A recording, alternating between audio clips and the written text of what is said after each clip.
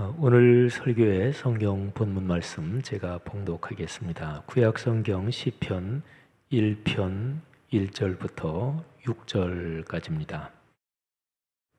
거룩하신 하나님의 말씀입니다. 복 있는 사람은 악인들의 꾀를 따르지 아니하며 죄인들의 길에 서지 아니하며 오만한 자들의 자리에 앉지 아니하고 오직 여호와의 율법을 즐거워하여 그의 율법을 주야로 묵상하는도다. 그는 시냇가에 심은 나무가 철을 따라 열매를 맺으며 그 잎사귀가 마르지 아니함 같으니 그가 하는 모든 일이 다 형통하리로다. 악인들은 그렇지 아니하며 오직 바람에 나는 겨와 같도다. 그러므로 악인들은 심판을 견디지 못하며 죄인들이 의인들의 모임에 들지 못하리로다. 무릇 의인들의 길은 여호와께서 인정하시나 악인들의 길은 망하리로다. 아멘. 책 읽는 방법이 여러 가지입니다. 제 방법 중에 하나를 말씀드리겠습니다. 책 내용의 요점을 중심으로 독서하는 방법입니다. 어떤 책이든지 요점이 있을 거 아니겠어요? 그 요점을 중심으로 독서하는 방법입니다. 먼저는 책의 제목을 묵상합니다. 책 제목 금방 보면 되지 뭘 그걸 묵상하느냐 이렇게 말씀하실지 몰라도 고전 중에서 예를 든다면 어거스틴의 고백록 그러면 고백록 그 책 제목을 잠시 생각하는 거예요. 고백한 기록이다. 뭐를 고백했을까? 하고 책 제목을 잠시 묵상하는 거지요. 성공하는 사람의 7가지 습관, 베스트셀러가 된 이 책을 예로 든다면 성공하는 사람의 7가지 습관 어떤 습관일까? 7가지일까? 왜 7가지일까? 이렇게 제목을 잠시 묵상하는 거예요.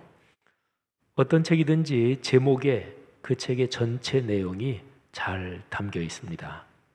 특별히 제목을 잘 붙인 책이라면 그 제목을 생각하는 것이 책을 읽는 토대가 됩니다. 제목을 생각하면서 그 다음에는 책의 앞뒤 표지, 디자인을 봅니다. 제목과 더불어 표지 디자인도 책을 가장 잘 나타내는 표현이지요. 시각적인 표현이지요. 그리고 표지 디자인에 책 내용에서 뽑은 간단한 문장이나 표현이 앞뒤 표지에 이렇게 인쇄되어 있기도 합니다. 그 내용은 그 책의 요점을 뽑아 놓은 것입니다. 굉장히 중요한 거죠. 그거는 잘 들여다봐야죠. 그러면 이 책에서 중요한 점이 이런 것이구나 하는 것을 알 수 있습니다. 제가 3가지를 말씀드렸는데요.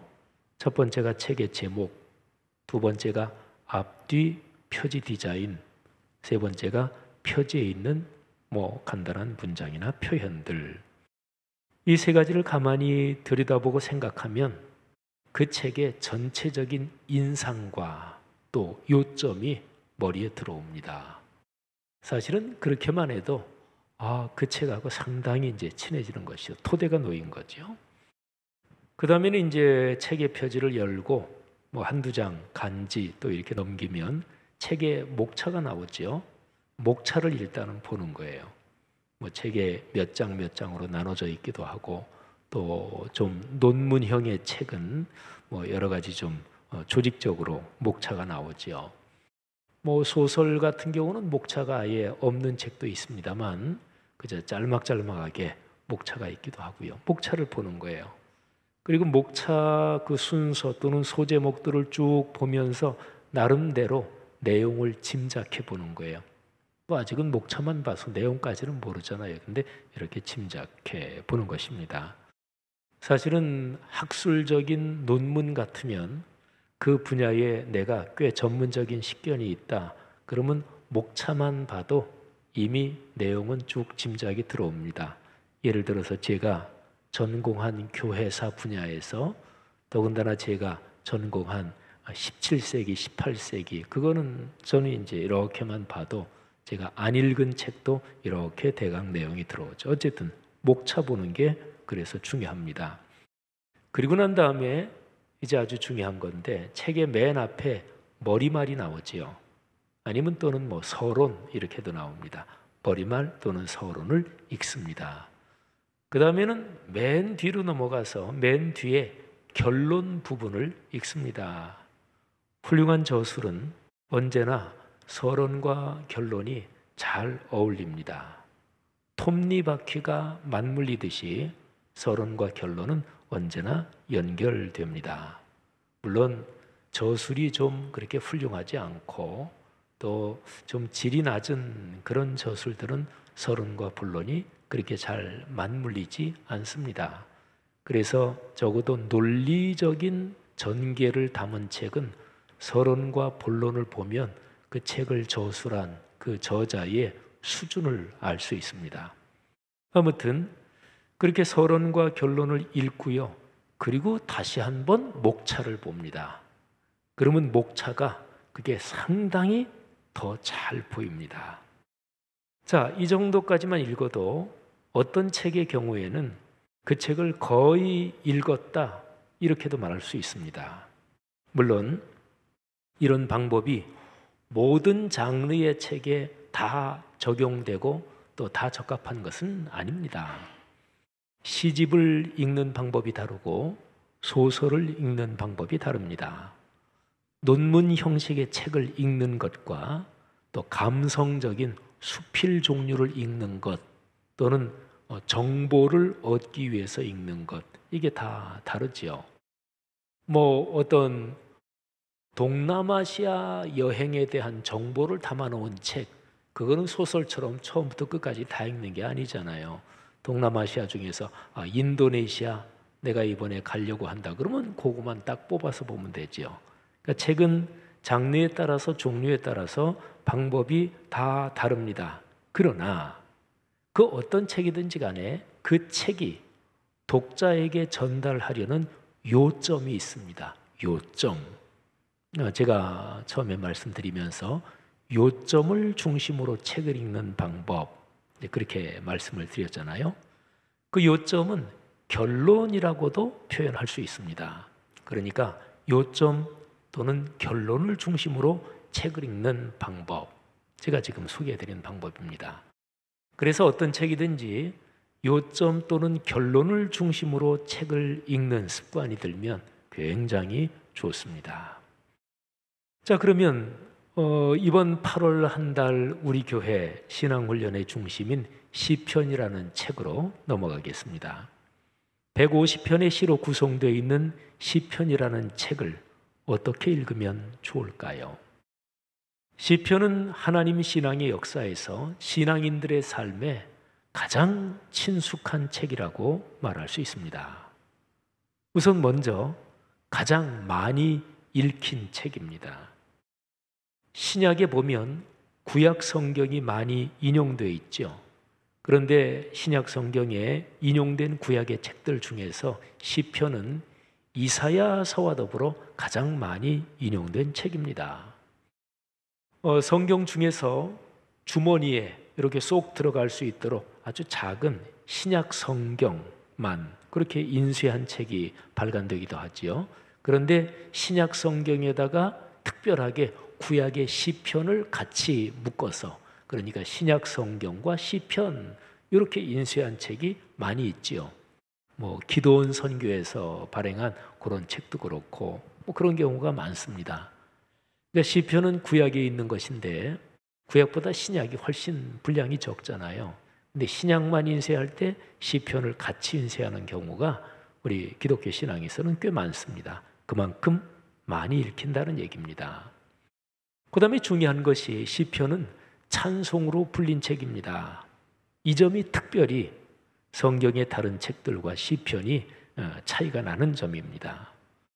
신구약 성경 전체에서 찬송의 가사로 사용된 내용이 뭐 창세기부터 계시록까지 여기저기 많습니다. 그러나 시편은 구약 시대부터 1편부터 150편 전체가 몽땅 다 하나님께 올리는 찬송의 가사였습니다. 곡조에 실려 노래로 전달되는 내용은 사람에게 훨씬 더 깊이 각인됩니다. 유행가 같은 거, 뭘 자주 듣고 있으면 그러면 그게 사람 속에 굉장히 깊이 각인되지요.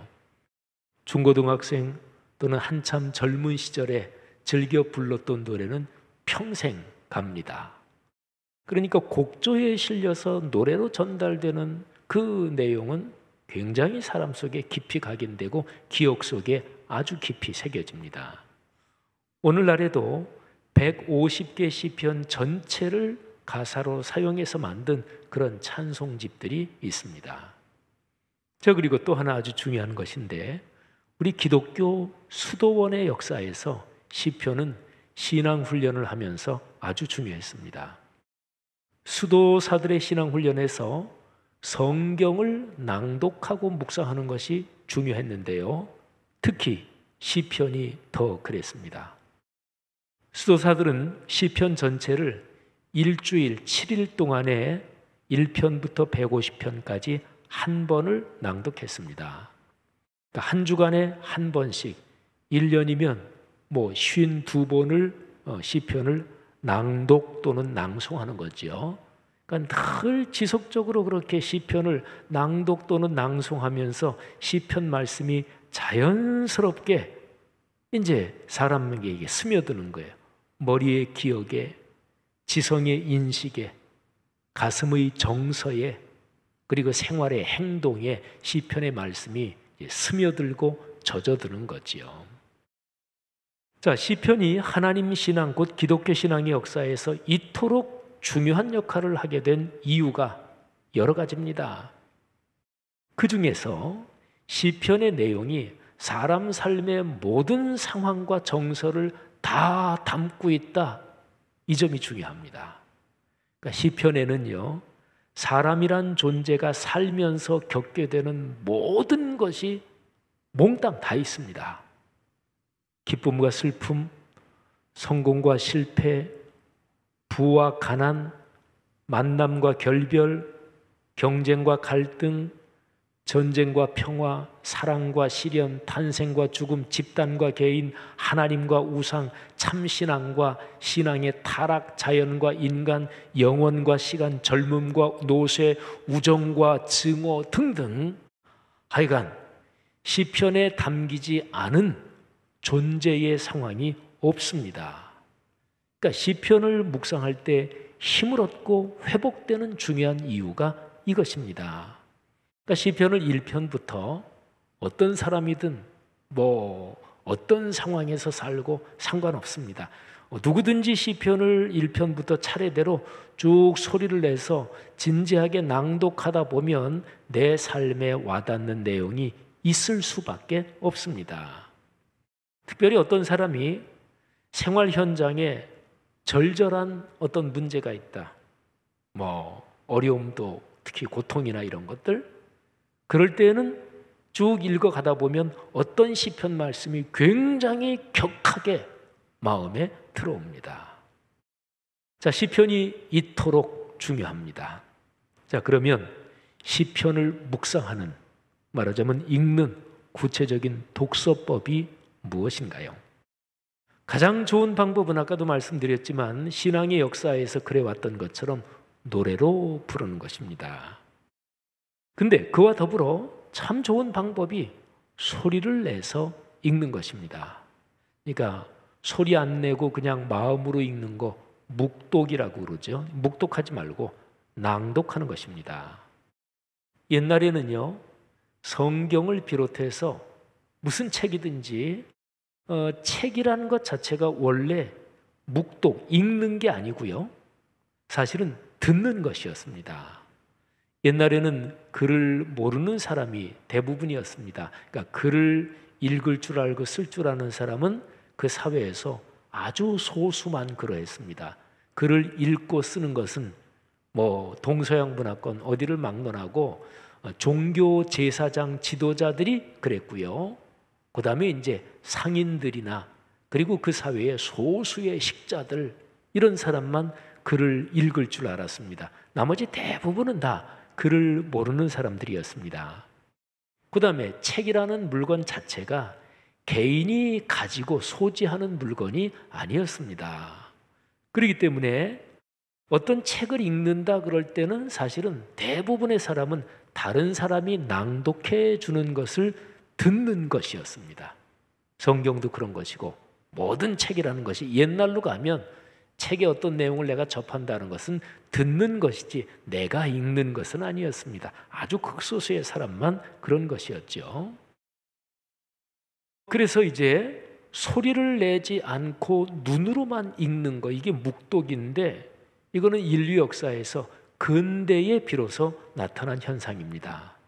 인쇄술이 점점 발전해서 그래서 책이라는 물건을 개인이 이렇게 다 가지고 있을 수 있게 되고 그게 보편화되고 글을 읽는 능력이 점점 일반화돼서 그러면서 이제 책을 묵독하게 되는 이제 그런 게 근대의 현상이지요. 자, 묵독과 낭독, 성경을 읽을 때 이 두 개가 다 필요합니다. 그런데 오늘날에는 너무 지나치게 묵독에 다 쏠려 있습니다. 그래서 낭독의 중요성을 다시 발견하는 것이 필요합니다. 자기 스스로 낭독하되 차분하게 그 의미를 생각하면서 낭독하면 자기 목소리가 자기 귀에 들립니다. 이런 상황에서 말씀의 내용이 내 마음과 내 영혼 깊이까지 들어갑니다. 자, 주의할 점을 제가 하나 말씀드려야 하겠습니다. 한국 교회의 성경 읽기에서 아주 좋지 않은 습관입니다. 속도와 분량에 치중하면서 내 업적을 목표로 삼는 것, 이게 아주 한국교회 성경 읽기에서 좋지 않은 것입니다. 그러니까 되도록 짧은 시간 또는 단기간에 되도록 많은 분량을 읽어 치우는 것, 우리 한국교회 그런 거 많잖아요, 그죠? 성경을 읽거나 쓰면서 다른 사람과 경쟁하고 또는 성경 타자 프로그램에서 교회별로 집단 경쟁하게 하는 것도 있는 것 같은데 좋지 않습니다.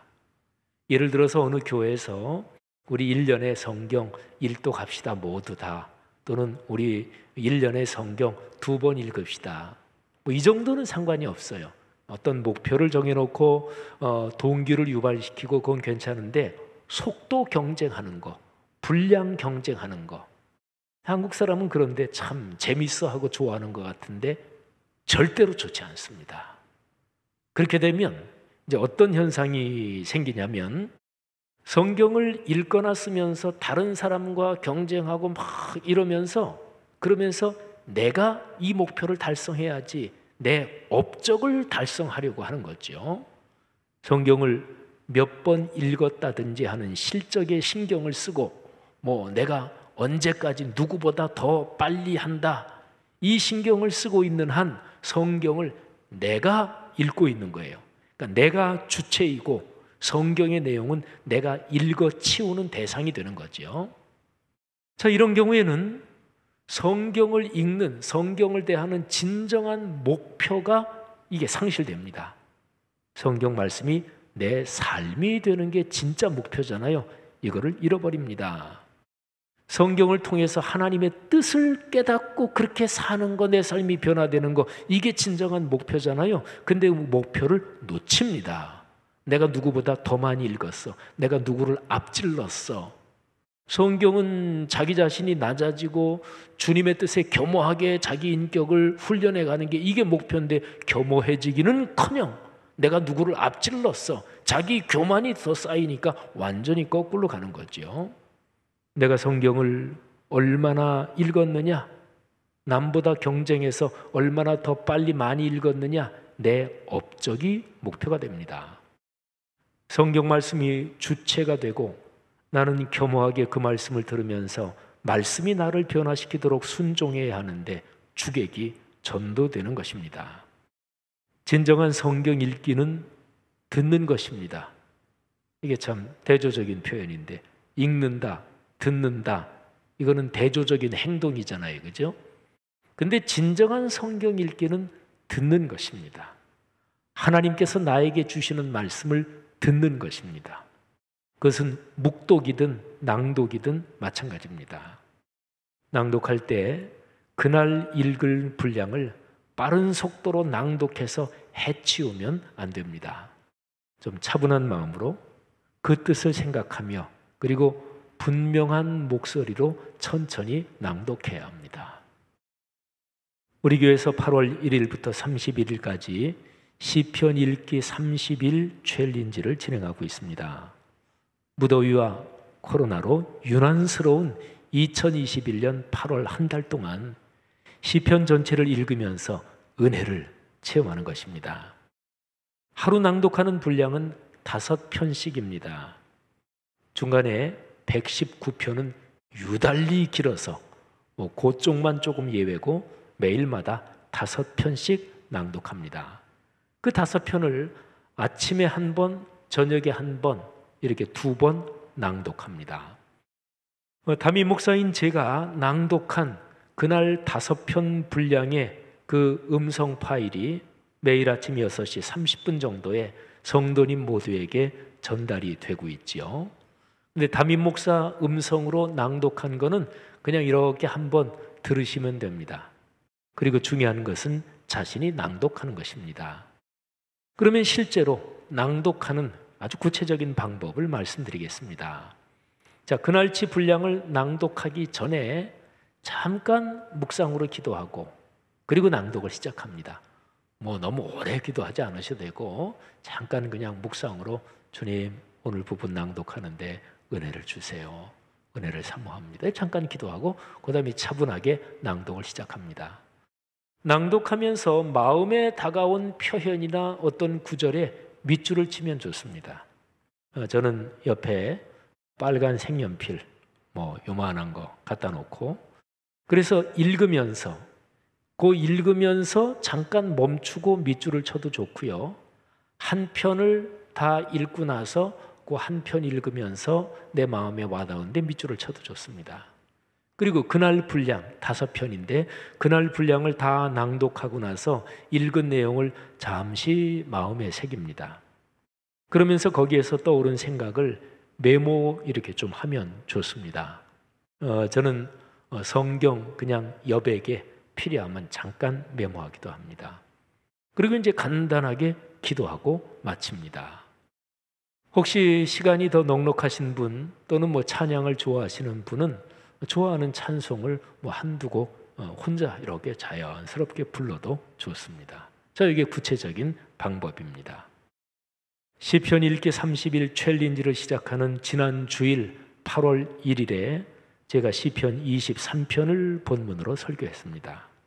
오늘 지금 이 수요 예배 설교 본문은 시편 1편입니다. 그리고 오늘 설교 제목이 시편의 서론적 결론입니다. 아까 제가 설교 초반에 책 읽는 제 방법에 대해서 간단하게 말씀드렸죠. 그러면서 책의 요점을 파악하는 그런 독서법이 중요하다 설명드렸습니다. 자, 그러면 시편 전체의 내용에 요점을 중심으로 독서하는 이 독서법을 한번 적용해 보십시다. 시편 150편 전체의 요점이 어딘가? 그건 여러 각도에서 볼 수가 있는데 오늘 설교 본문인 시편 1편 가지고 얘기하면 이렇게 말할 수 있습니다. 150편 중에서 제일 앞에 나오는 거니까 서론이겠죠. 그리고 제일 뒤에는 보통 결론이 나오니까 150편을 결론이라고 할 수 있겠죠. 그런데 1편은요, 서론이지만 동시에 결론이기도 합니다. 그러니까 시편 150개 시편 전체의 요점이 시편 1편이다. 요점이요 결론이다. 이렇게 말할 수 있는 거지요. 그러면 150개 시편 전체 중에서 요점이자 결론인 이 시편 1편, 그 1편의 또다시 요점은 뭐냐? 이렇게 말할 수가 있어요. 복 있는 사람은 여호와의 율법을 주야로 묵상합니다. 이게 요점입니다. 그러니까 150개 시편의 요점은 시편 1편이다. 시편 1편 안에서도 요점은 복 있는 사람은 여호와의 율법을 주야로 묵상합니다. 이 내용입니다. 자, 여기에서 율법이란 표현은 하나님의 말씀을 뜻합니다. 하나님 말씀의 가장 순수한 형태를 말합니다. 자, 그 말씀을 묵상하는 사람이 복이 있습니다. 묵상하다 하는 히브리어 그 뜻은 소리를 내서 읊조린다 하는 뜻입니다. 그러니까 조그맣게 소리를 내서 읊조리는 거예요. 복 있는 사람은 악인들의 꾀를 따르지 아니하며 죄인들의 길에 서지 아니하며, 이렇게 읊조리는 거. 그러니까 옛날에는요, 묵상을 할 때도 소리를 내지 않고 가만히 이렇게 생각하는 그런 묵상도 있었지만, 옛날에는 묵상도 조그맣게 소리를 내서 읊조렸다, 이렇게 생각하시면 좋아요. 말하자면 소리를 내서 읊조리며 자기 목소리가 자기 귀에 들리게 하는 것입니다. 말하자면 낭독이지요. 그러니까 주야로 그렇게 낭독하는, 읊조리는 사람이 복이 있다. 삶의 여정 내내 말씀을 낭독하며 살면서 말씀이 생각과 마음과 인식과 행동에 스며들게 하는 것입니다. 그렇게 말씀이 삶이 되는 것이 복입니다. 아니, 깊이 있게 표현하면 말씀 자체가 복입니다. 자, 시편 1편에서 복 있는 사람과 반대로 사는 사람, 복을 차버리는 사람이 1절 표현에 나옵니다. 자, 세 가지 경우가 표현되어 있어요. 악인들의 꾀를 따르고 죄인들의 길에 서고 오만한 자들의 자리에 앉는 것입니다. 근데 이 세 가지는 말씀과 멀어지는 것이 점차적으로 심해지는 것을 표현하고 있습니다. 처음에는 꾀, 그러니까 생각에 악한 것이 들어옵니다. 그때 막아야 되는데, 그때 그거를 물리쳐야 되는데, 그러지 못하면 그 악한 생각이 악한 행동으로 발전됩니다. 이건 좋은 발전이 아니죠. 더 타락하는 거죠. 근데 그렇게 악한 행동을 하면서 그때 돌이키면 참 좋은데, 그런데 돌이키지 못하고 계속 하다 보면은 나중에 악한 행동으로 이룬 악의 열매, 그 악의 열매를 즐깁니다. 그게 오만한 자의 자리에 앉는 것입니다. 그러니까 세 가지 단계로 망해가는 모든 과정이 그렇게 이제 점진적으로 기록이 된 거지요. 그런데 이 모든 과정은 어디서 시작될까요? 신앙인으로 본다면 말씀을 떠나면서부터 시작됩니다. 말씀을 내 손에서 놓으면서부터 시작됩니다. 일주일 동안 집에서 성경책을 한 번도 펼쳐보지 않으면서 일주일 동안 성경이 닫혀있는, 덮여있는, 그게 점점 지속되면서 이런 안 좋은 길로 걸어가기 시작하는 거지요.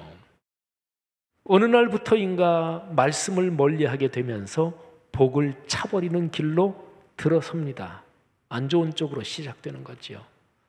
하나님께서 여러 가지 상황에서 권면하시는데도 돌이키지 않고 계속 그 길로 가면 나쁜 쪽으로 가속도가 붙습니다. 근데 이 나쁜 쪽으로 가속도가 붙는다, 이거를 우리가 보통 무슨 범죄를 저지른다든지 아주 남을 해롭게 한다든지 그런 것만 생각하실 필요 없습니다. 내 마음과 영혼이, 내 인격이 비루해지고 망가지고 천박해지고 이런 게 다 이제 그런 거죠. 그러다가 결국은 말씀에 관한 복된 기억을 다 잊어버립니다. 우리 그리스도인들이 신앙으로 살면서 누구나 다 하나님의 말씀에 은혜 받은 기억, 또 어릴 때부터 교회 다녔던 사람은 내가 성경학교에서 선생님한테 배운 말씀, 율동도 생각나는 분이 있겠고, 그러니까 말씀과 연관된 내 삶에 있는 그 복된 기억들을 다 잊어버리고 악한 습관에 점점 더 물들고 아주 깊이 젖어버립니다. 시편 1편은 복 있는 사람과 복을 차버리는 사람의 차이를 비유적으로 표현하고 있습니다. 자, 복 있는 사람은 이렇게 비유했어요. 시냇가에 심은 나무가 철을 따라 열매를 맺으며 그 잎사귀가 마르지 아니함 같다. 아, 참 얼마나 아름답고 쉽고 멋진 비유입니까? 그림이 금방 떠오르잖아요. 그와 대조되는 것이 복을 차버리는 사람에 대한 비유적인 묘사가 또 나옵니다. 짧아요. 바람에 나는 겨와 같다. 야, 뭐 이거 뭘 덧붙여서 설명할 필요도 없어요. 바람에 나는 겨. 그러면 금방 머리에 들어오잖아요. 그림 언어를 통한 대조가 너무나 뚜렷합니다. 복 있는 사람과 복을 차버리는 사람의 차이, 이거를 말씀드렸는데 그 결정적인 차이는 하나님과의 관계에서 드러납니다. 말씀을 묵상하며 사는 사람, 그러니까 복 있는 사람은 하나님께서 인정하십니다.